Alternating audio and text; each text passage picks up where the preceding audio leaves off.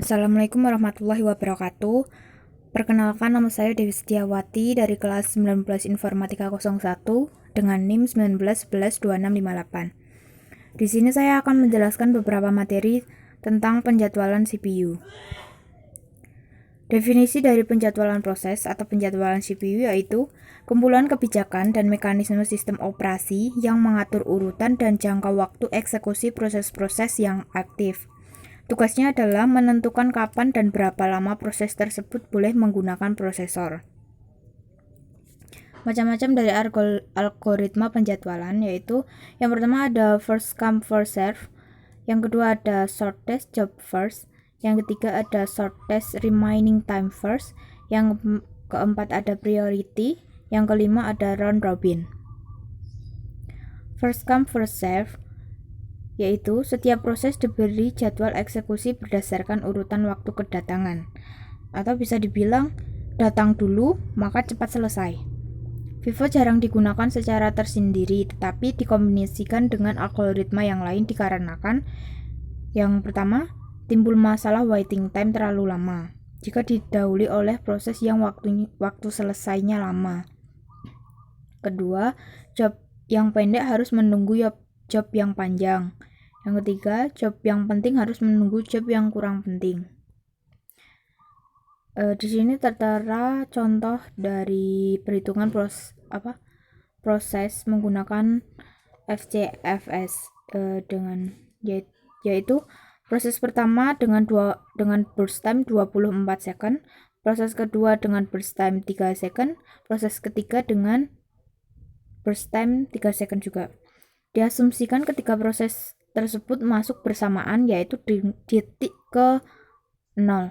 Diketahui proses yang tiba adalah P1, kemudian P2, kemudian P3. Jadi Gantt chart-nya adalah seperti di gambar ini.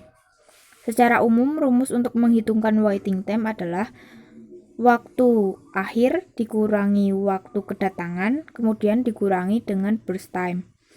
Jadi waiting time untuk P1 sama dengan 0, P2 24 second, P3 27 second. Average waiting time-nya 0 ditambah 24 ditambah 27 kemudian dibagi 3 sama dengan 17 second. Dengan rumusnya total waiting time dibagi jumlah proses yang dilaksanakan. Kemudian ada shortest job first atau SJF. Pada penjadwalan SJF, proses yang memiliki CPU burst paling kecil dilayani yang terlebih dahulu. Terdapat dua skema, yaitu yang pertama non-preemptive. Bila CPU diberikan pada proses, maka tidak bisa ditunda sampai CPU burst selesai.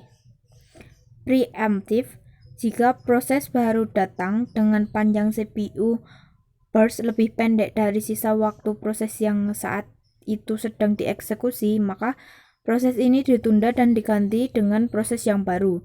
Skema ini disebut dengan shortest remaining time first atau SRTF. Ada beberapa kekurangan dari algoritma ini, yaitu yang pertama, susahnya untuk memprediksi burst time proses yang akan dieksekusi selanjutnya. Diasumsikan waktu running atau burst time sudah diketahui. Yang kedua, proses yang mempunyai burst time yang besar akan memiliki waiting time yang besar pula, karena yang dieksekusi terlebih dahulu adalah proses dengan burst time yang kecil. Contoh dari non-preemptive SJF sebagai berikut. Proses pertama, waktu kedatangannya 0 dengan burst time 7. Proses kedua, waktu kedatangan 2 second, burst time-nya 4 second. Proses ketiga dengan waktu kedatangan 4 second, burst time 1 second. Proses keempat dengan waktu kedatangan 5 second, burst time 4 second. Gantt chart-nya seperti gambar tersebut dengan waiting time waiting time-nya rumusnya masih sama dengan yang FCFS tadi. Jadi waiting time proses ini P1 0, P2 6, P3 3, P4 7. Average waiting time-nya 4 second. Contoh dari preemptive SJF atau shortest remaining time first. Sebenarnya sama. Perhitungan waiting time-nya sama. Lanjut. Shortest remaining time first atau SRTF. Meskipun algoritma ini optimal, namun pada kenyataannya sulit untuk diimplementasikan karena sulit untuk mengetahui panjang CPU burst berikutnya. Ya, di sini ada algoritma keempat yaitu priority. Setiap proses akan mempunyai prioritas atau bilangan integer. CPU yang diberikan ke proses dengan prioritas tertinggi, smallest integer sama dengan highest priority. Preemptive dengan proses dapat diinterupsi jika terdapat prioritas lebih tinggi yang memerlukan CPU. Non-preemptive proses dengan prioritas tinggi akan mengganti pada saat pemakaian time slice habis.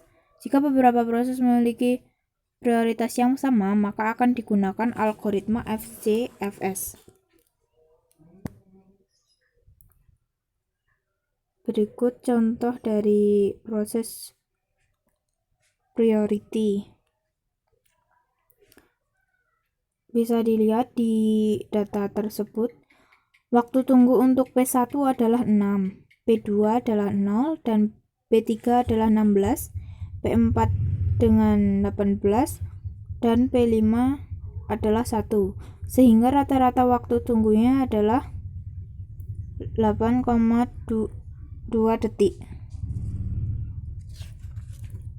Lanjut, RR atau round robin merupakan penjadwalan preemptif. Setiap proses dianggap penting dan mendapat jatah waktu CPU atau time slice kuantum. Tentukan misalnya 10 atau 100 milidetik. Setelah waktu tersebut, maka proses akan di preemptive dan dipindahkan ke ready queue. Adil dan sederhana. Algoritma ini memiliki keuntungan dengan adanya keterangan waktu. Namun, di sisi lain, algoritma ini akan selalu sering melakukan switching. Semakin besar quantum time-nya, maka switching yang terjadi akan semakin sedikit. Berikut contoh dari proses round robin. Gantt chart-nya bisa dilihat pada gambar ya. Terus waiting time-nya masih sama, rumusnya semuanya sama rumusnya. Waiting time itu waktu akhir dikurangi waktu kedatangan, kemudian dikurangi burst time-nya. Rata-rata juga sama, masih sama. Total waiting time dibagi dengan jumlah programnya berapa kali, prosesnya berapa kali. Tipikalnya lebih lama waktu rata-rata turn around dibandingkan SJF, tapi mempunyai respon terhadap user lebih cepat. Nah, di sini ada soal yang saya kerjakan dengan algoritma SJF non-preemptive.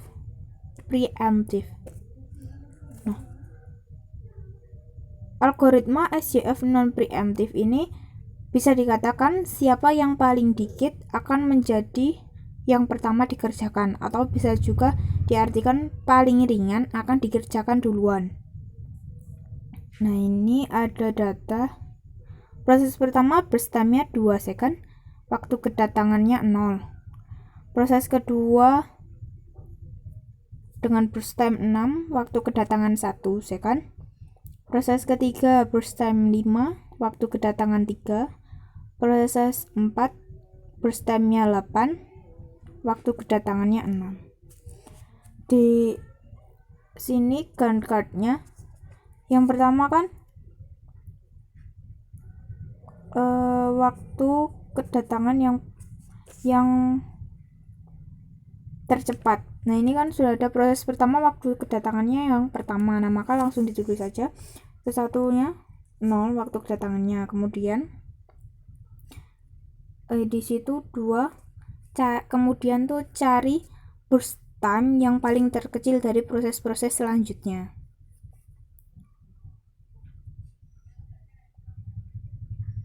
Oke, lanjut. Nah, perhitungannya di sini ada sudah tertera tabelnya.